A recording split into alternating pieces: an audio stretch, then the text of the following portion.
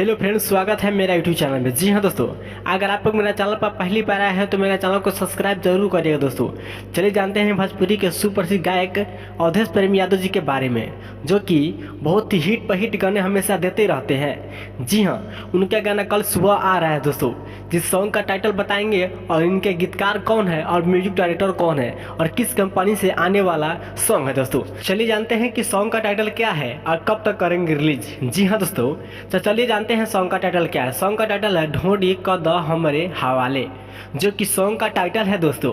ढोंडी क द हमरे हवाले जो कि सॉन्ग का टाइटल है।